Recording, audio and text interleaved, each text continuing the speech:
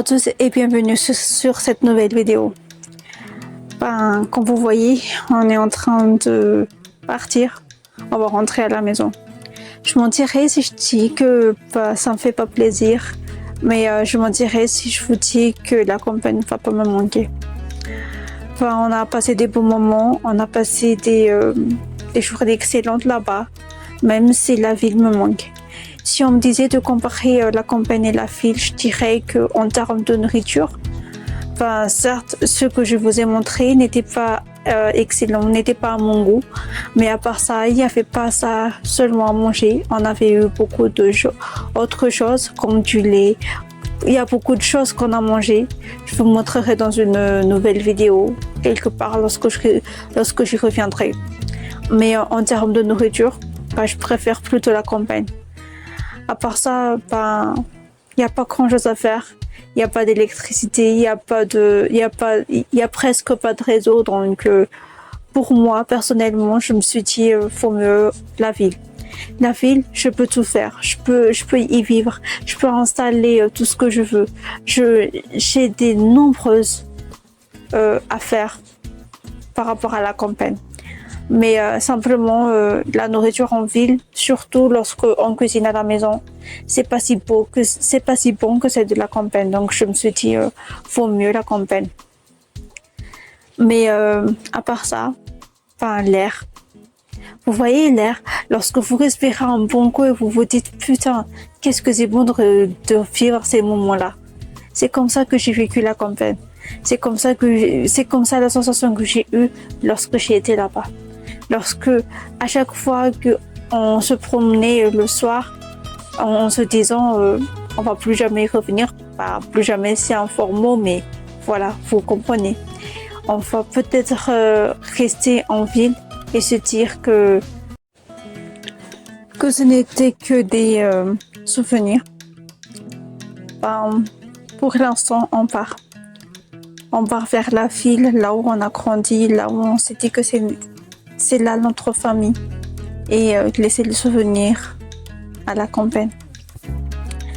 Ici, ce qui est vraiment beau, ce qui est vraiment intéressant, c'est de voir à quel point c'est encore vert et c'est encore tout brillant. On voit les rizières, on voit les gens qui cultivent le riz comme tous les jours et se dire waouh, que c'est vraiment beau. Donc voilà. C'est seulement les paysages qui nous ont intrigués ici. C'est vraiment les paysages qui nous disent rester. Mais on ne peut pas vivre ici, c'est mort. Donc voilà. Ma mère va s'installer ici. On va peut-être faire une vidéo sur son déménagement et tout. Mais elle va s'installer ici. Je ne vous ai pas montré notre maison. On a une maison à la campagne. Mais peut-être qu'au fil du temps, au déménagement de ma mère, je vous montrerai. Donc voilà, les points que je peux retenir de cette aventure à la campagne, c'est le fait de vivre simple, de ne pas vivre compliqué, de ne rien demander de vraiment compliqué, mais de vivre simple, quoi. Ça me rappelle la chanson d'un dessin animé qui disait comment déjà?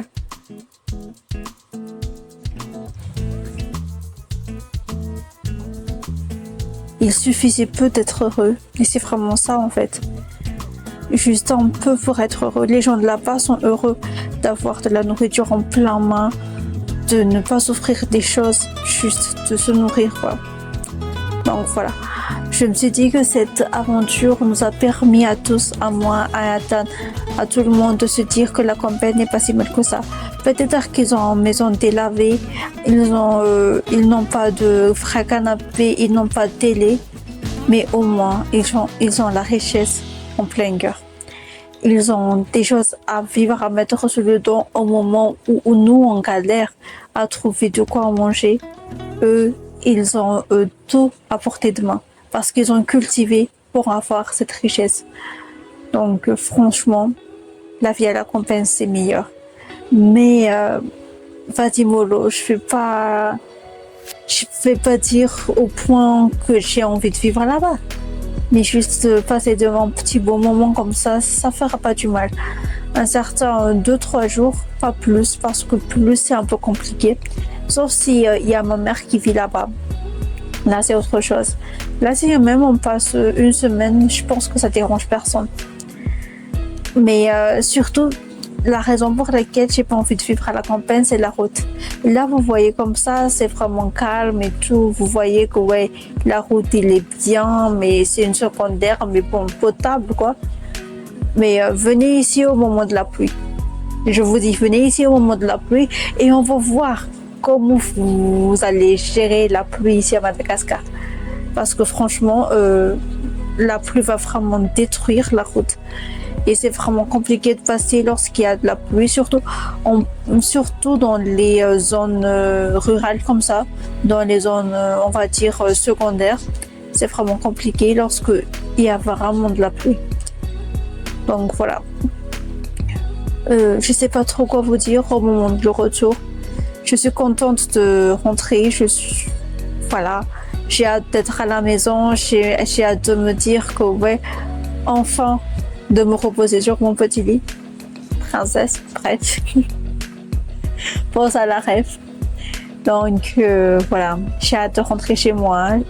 Certes, ça m'a fait du bien de découvrir autre chose. Ça m'a fait du bien de sortir de ma zone de confort, mais j'ai hâte de rentrer chez moi. Au moment où je fais cette fois off, j'ai déjà connu le pire. Il y a déjà eu un autre campagne où j'étais allée avec mon cousin, que je vais vous spoiler un peu, où j'ai galéré. Vous allez voir ça, mais bref. On n'a pas vraiment pu filmer grand chose sur la route du retour. Parce que il y a vraiment rien à filmer. On était juste en mode ouais, tranquille. Donc voilà. J'espère que cette aventure vous a plu. J'espère que vous avez pu vous identifier sur nos vidéos, vous dire que ouais, un certain marche, c'est vrai ce qu'on avait dit, ou bien voilà. Si vous avez des objections, si vous avez quelque chose à dire, n'hésitez pas à mettre sur les commentaires. Donc ici, comme vous avez pu voir dans la précédente vidéo, les gens se nourrissent particulièrement de riz. Donc voilà. Mais il y a un concept que de la campagne a. C'est de ne pas manger du riz au moment de déjeuner, mais manger du patate tout simplement, du patate douce, du manioc, du maïs, du truc comme ça. Certes, c'est pas mal, c'est pas, on va dire que c'est pas un problème, mais il faut du riz quand même. Personnellement, il faut du riz. Je suis un peu de genre en mode compliqué quand je suis à la campagne. Il y a toujours des choses qui me plaisent pas, que j'aime pas. Enfin, je suis compliquée, comme vous voyez. Mais pour une fois, je me suis dit ouais, il faut s'adapter à tout. Donc je me suis dit, je vais m'adapter à ça, je vais pas me plaindre et tout. Mais c'était vraiment un peu compliqué pour moi. C'était pas vraiment facile de vivre comme ça, de ne pas manger le midi, de juste manger des patates douces ou bien des patates tout simplement. Parce que voilà, c'est ce que les gens font. Donc, mais le soir, par contre, le soir, ils font bien de la riz, on va dire, pas vraiment en soupe, mais en mode de soupe, quoi, vous voyez. On dit varsou, mais oui, c'est en mode de soupe. Et en mode de tchok, je sais pas si on dit comme ça. Donc, ça, j'aime bien. Et avec de l'accompagnement, du poisson, ou bien tout ce qui est mangeable. Donc, voilà. C'était vraiment... Mais lorsqu'on était venu ici, hein, on a apporté du saucisse parce qu'on sait très bien qu'ici c'est vraiment un peu compliqué de trouver ces choses-là. Donc on avait apporté du saucisse pour manger parce que voilà, en sachant que je suis compliquée, j'ai prévu à peu près tout pour se dire ouais, là-bas c'est compliqué. Mais normalement quand j'étais un peu plus jeune, hein, quand ma grand-mère était encore vivante, à chaque fois qu'on venait à la campagne, on mangeait dans chaque maison parce que toutes les maisons sont notre famille, donc il fallait qu'on rentre là-bas et qu'on mange ce qu'ils proposent et tout. Donc pour une fois, on s'est dit, moi et ma soeur, on s'est dit ouais, on va pas manger un peu plus gros portion parce que sinon on va être rassasié dans notre maison et on va pas pouvoir manger. Et une fois, avant la dernière maison, il y a eu du viande. Et moi et ma soeur, on s'est dit, putain, on va manger beaucoup parce que là, il y a du viande. Parce que normalement, les gens servent soit de la patate en accompagnement, soit de bread. Donc, on était grave contentes. On s'est dit, ouais, purée, il y a du viande. Donc, on a mangé. On a pris un tout petit peu un peu beaucoup de riz. Et on s'est dit, on va bien manger. Malheureusement, c'était du lapin. Et on n'aime pas le lapin, surtout en façon cuisine à la campagne. Donc sans épices, sans rien, vous imaginez. Mais bref, c'est une anecdote qu'on a passée avec notre grand-mère. Repose à son âme. Donc voilà. Maintenant, je vais te parler du voyage. Donc voilà. La route est vraiment super longue parce qu'on a 6 heures de route. Et la voiture, comme vous avez vu au tout début de cette série de la campagne, là, la voiture n'était pas vraiment assez confortable. On a vraiment une voiture qui n'est pas du tout en mode confort et tout. Donc voilà, c'était un peu difficile et c'était compliqué pour nous de faire la voiture comme ça. Donc au niveau de la confort, c'est, on va dire, je vais mettre, j'abuse si je vais mettre 4, mais voilà, je peux pas mettre 6 parce que c'était pas du tout en mode confort. Donc voilà, certes on a eu quand même de la chance, on va dire, parce que pour retourner à Dana, la voiture n'était à moitié pleine, il n'y avait pas de personne sur le strapotin, donc Ethan pouvait se déplacer en avant et en arrière pour filmer en mode devant et filmer à côté, donc c'était un peu pratique pour le tournage. Sinon en mode confort général, c'était pas du tout ça. La route, comme vous voyez, c'était vraiment un zigzag. Genre, c'était une montagne russe à peu près. En Madagascar, on dit la Takafefan, c'est dire que c'est à peu près quoi, c'est à peu près ça. Et voilà. À part ça, j'ai pas vraiment eu de problème parce que littéralement, je dors tout le temps. Et peu importe si la voiture est confort ou pas, je dors. Merci, je dors. Donc voilà, c'était la tragédie n'était pas vraiment difficile pour moi parce que je dors tout le temps, mais pour Ethan, si, parce que malheureusement pour lui, il a eu un strapotin. Je sais pas si vous voyez ce que je voulais dire, mais il y a un chaise à côté et l'autre strapotin et il y a 2, donc le rangé c'est à 4 places. Et je sais pas pourquoi ils ont pas mis 2, mais ils ont mis 1, et strapotin et 2. Bref. Donc on a malheureusement eu la moitié strapotin, donc Ethan s'est assis sur le strapotin et moi je me suis assis sur la place à côté de la fenêtre. Donc pour moi c'était pas du tout difficile, la trachée c'était pas du tout compliqué, mais je sais que pour Ethan c'est parce que il a eu la strapotin comme chaise, mais aussi il a dû filmer malgré les conditions de notre retour qui était un peu en montagne russe. Donc pour lui c'était un peu compliqué.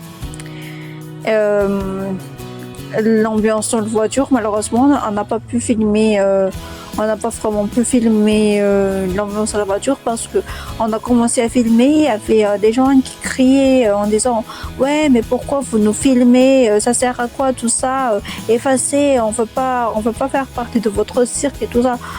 Donc on se dit mollo bolo, voilà. Dès qu'on a sorti juste la caméra, donc voilà, on s'est dit faut pas se battre avec les voyageurs.